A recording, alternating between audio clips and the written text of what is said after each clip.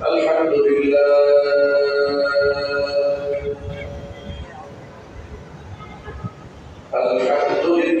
نحمده ونستعينه ونستغفره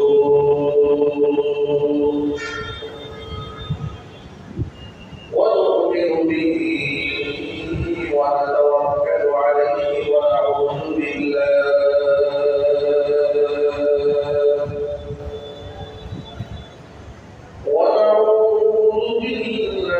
من شرور أنفسنا ومن سيئات أعمالنا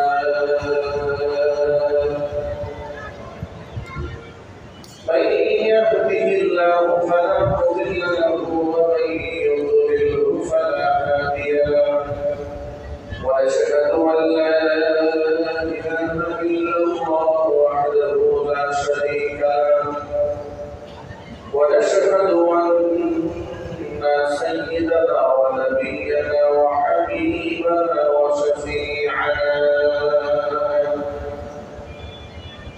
ومولانا محمدا عبده ورسوله الذي أرسله بالحق بشيرا ونذيرا وداعيا إلى الله بإذنه وسراجا منيرا أما بعد فأعوذ بالله من الشيطان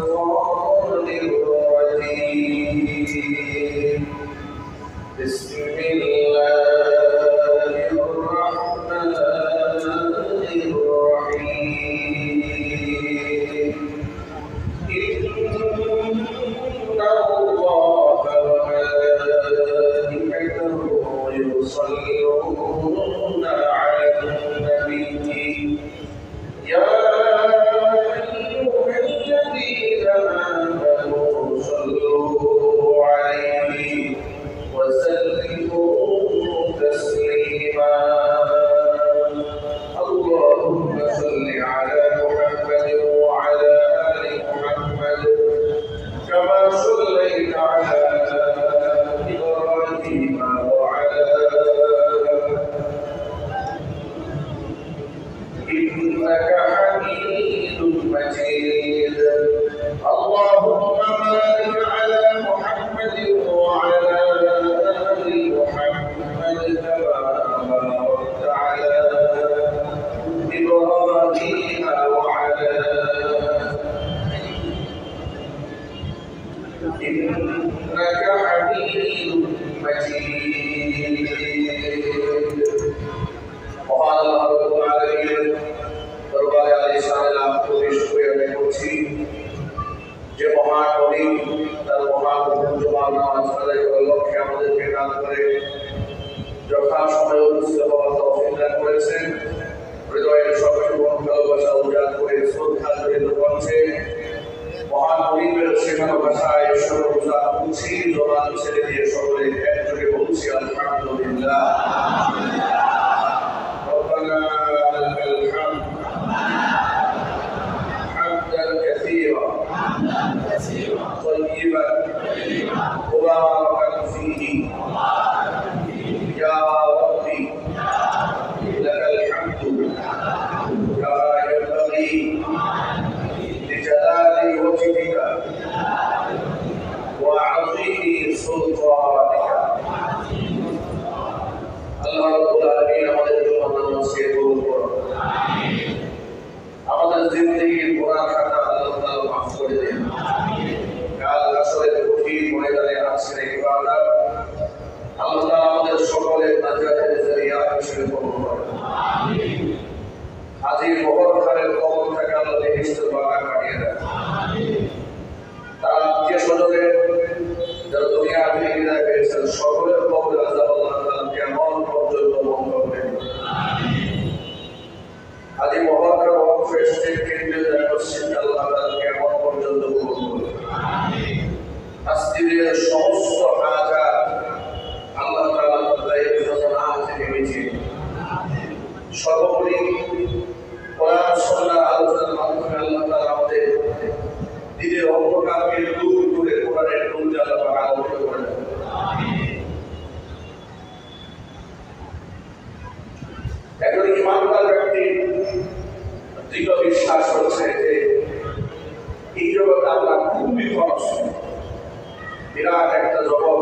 শুনে আসছে। আমরা ছিলাম আলামে আরওয়াহ, রূহের জগতে, এসেছি আলামে আসফার, দুনিয়ার জগতে। এখান থেকে বিদায় হয়ে আমাদের পরবর্তী সফর আলামে বারজাখ, কবরের জিন্দেগি। এর পরবর্তীতে আমাদের পরবর্তী বিরাট জীবন হচ্ছে ইয়াউমুল মাহশার, হাসরের জিন্দেগি। এবং প্রত্যেকটি ইমানদারের হৃদয়ের বিশ্বাস এবং এই বিশ্বাসের গভীরতা এতটাই বেশি, ইমানদার ব্যক্তিকে শহীদ করা হলেও এই বিশ্বাস থেকে তাকে দূরে ফেলে দেওয়া সম্ভব। ঠিক কিনা বলুন? আমাদের এই ক্ষণিক সময়ের মধ্যে আল্লাহ রাব্বুল আলামিন আমাদেরকে জীবন বিধান শিখিয়ে দিয়েছে। আমি কোন পথে পরিচালিত হব এটা আল্লাহ কোরআন দিয়ে আমাদেরকে শিখিয়ে দিয়েছে। আমরা বলি আলহামদুলিল্লাহ।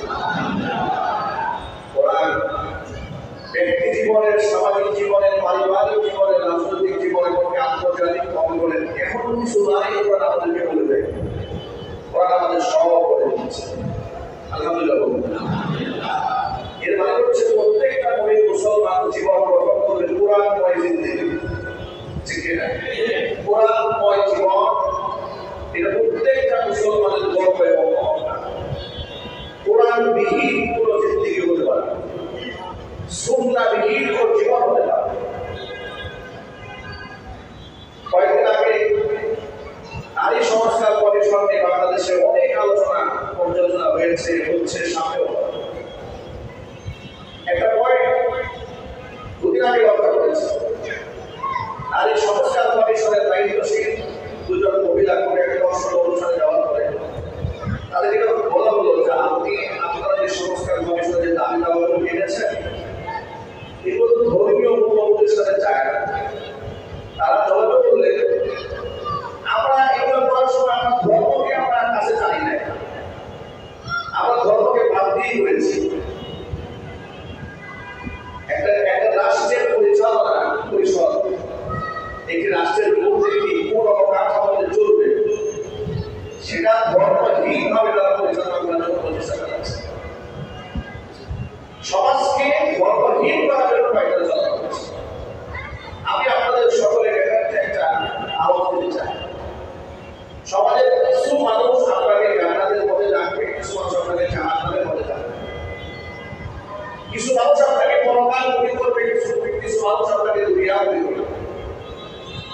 দুনিয়াতে যে সমস্ত ব্যক্তিরা মানুষকে দুনিয়া মুখী করে, আল্লাহকে ভুলিয়ে দেয়, এই সমস্ত মানুষগুলোকে আমাদের বিভীষিকাময় দৃশ্য দেখার পরে আল্লাহকে ডেকে বলবে, আল্লাহ আমরা তো বলবো অপরাধী ছিলাম না, এই কিছু নেতা কর্মীদের অনুসরণ করতে গিয়েই তো বলবো আমরা আজকে এই কঠিন শাস্তির সম্মুখীন হচ্ছে।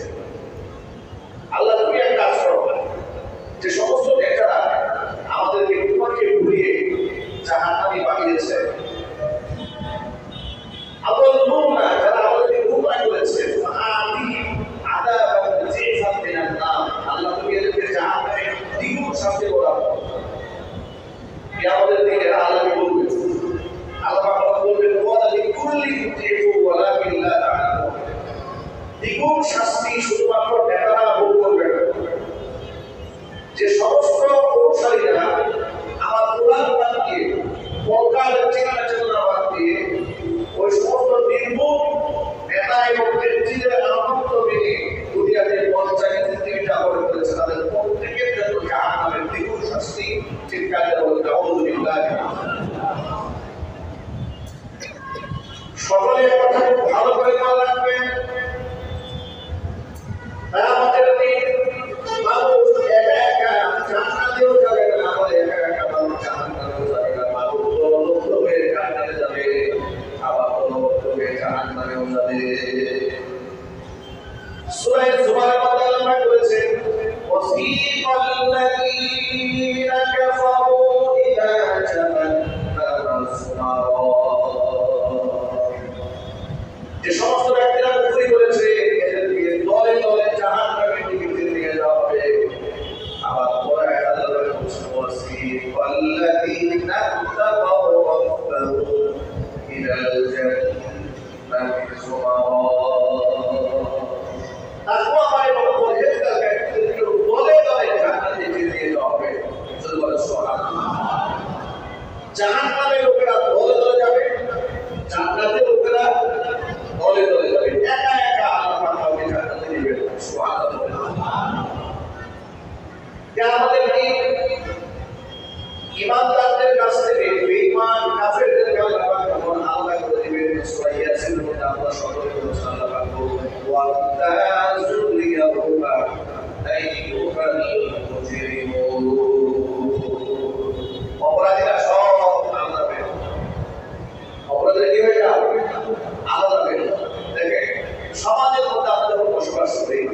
আমরা কিন্তু সমাজ বদলে সব একসাথে নামাজি বেনামাজি আস্তি নাস্তি মুনাফিক মুশরিক সব এক জায়গায় আছে, সব মসজিদের মধ্যে কত শ্রেণীর মানুষ নামাজ আমরা জমা হয়ে আছে, নামাজি আছে এখানে বেনামাজিও আছে।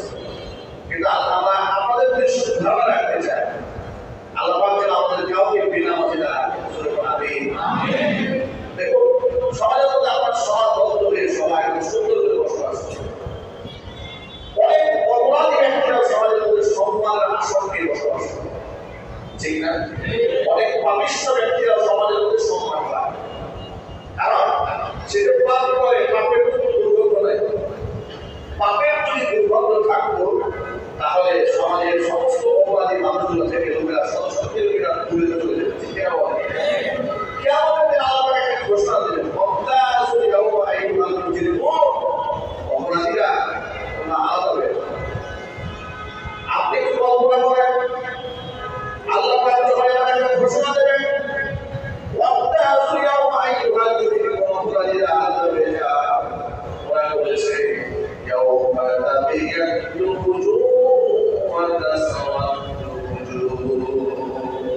সেদিন অসংখ্য মানুষের চেহারা হাস্যজ্জ্বল হয়ে যাবে, সুন্দর হয়ে যাবে কিছু মানুষের চেহারা, আবার অসংখ্য মানুষের চেহারা হয়ে যাবে। আল্লাহ পথের পথিক যারা তাদের চেহারা হবে সুন্দর হাস্যজ্জ্বল, আর যারা আল্লাহ পথের পথিক ছিল না কিয়ামতের দিন তাদের চেহারা হবে কুৎসিত পটপটি অসময় কালো। নাউযুবিল্লাহ, কুৎসিত পটপটি কালো রূপ ধারণ। এখান থেকে আপনাদের বুঝাতে চাইলাম কিয়ামতের দিন আল্লাহ দল ভাগ করে ফেলবেন। কি করে ভাগ করবেন? দল ভাগ করে ফেলবেন। অপরাধীদের একটা কাতার আলাদা হয়ে যাবে, মুত্তাকিদের কাতার আলাদা হয়ে যাবে। অপরাধীরা লজ্জায় মাথায় এমন করবে তাকে উপর করে চাইতে সাহস পাবে না। সেদিন তারা লাঞ্ছিত অপমানিত হবে অপরাধী মানুষ। দুনিয়াতে আল্লাহ তাআলা মানুষের সামনে মানুষকে লাঞ্ছিত করা অপমানিত করে, কোরআন থেকে শিক্ষা গ্রহণ করে। তাহলে বোঝা গেল এই দুনিয়াতে মানুষের সম্ভবত বসবাস করলে কিয়ামতের দিন নেককার মুনকার মানুষগুলোকে আল্লাহ তাআলা একা করে ফেলবেন, আমাদেরকে আল্লাহ বাছাই করে ফেলবেন। আল্লাহ পাক যেন সেই কঠিন পয়গাম আমাদেরকে নেককার বান্দাদের মধ্যে শামিল করার জন্য আমিন। নেককারের বান্দাদের মধ্যে শামিল হতে গেলে নেককার মানুষের সাথে চলতে হবে, সব নেতৃত্ব গ্রহণ করতে হবে, নেককার ইমানদার নেতার আচরণ করতে হবে। বেঈমান মুনাফিক ফাসিক ফুজ্জার পাপিষ্ঠ বেনামাজি এবং নেতার নেতৃত্ব মানা যাবে না, আনুগত্য করা যাবে না, তার হুকুম মানা করা যাবে না। বাংলাদেশে যেমন নেতা আছে মুসলমানের ঘরে জন্ম হয়েছে, মসজিদে আযান হচ্ছে, মাইকে ভাষণ চলতেছে, নামাজের জন্য নিজেও প্রস্তুতি গ্রহণ করে না, তার কর্মীদেরকেও নামাজের কথা বলে না। কথায় কথায় বলে আমরা ধর্মীয় রাজনীতি পছন্দ করি। যদি নামাজের কথা বলি তাহলে ধর্মীয় রাজনীতি পছন্দ করে, মৌলবাদী পছন্দ করি।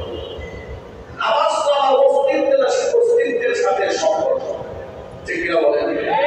আমি মুসলমানের পরিচয় তো নামাজ। সুতরাং আপনি কার সাথে উঠা বসা করবেন এই সিদ্ধান্ত আপনাকে দুনিয়াতে করে নিতে হবে। আর কিয়ামতের দিন আল্লাহ তাআলা আপনাকে ইমাম ও সহদার পাইবে।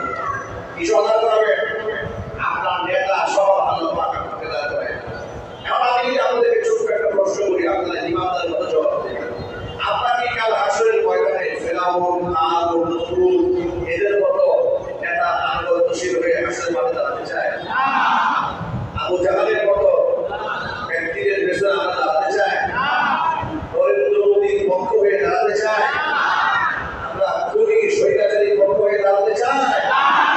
আমরা ইমানদার আনুগত্যশীল রাসূলের সৈনিক হয়ে কাল কিয়ামতের ময়দানে সাহাবায়ে পেছনে, তাবিঈদের পেছনে, উলামাদের পেছনে, শহীদদের পেছনে, সিদ্দিকীদের পেছনে আমরা দাঁড়াতে চাই? ঠিক কিনা বলেন? রাষ্ট্রের রাজনীতিবিদ কোন দলের মানুষই আমাদের কাছে বিরাট পাত্র থাকে না, সকলে আমাদের কাছে ভালোবাসার পাত্র থাকে। ততক্ষণ তারা কোরআন সুন্নাহর বিরুদ্ধে যায় না,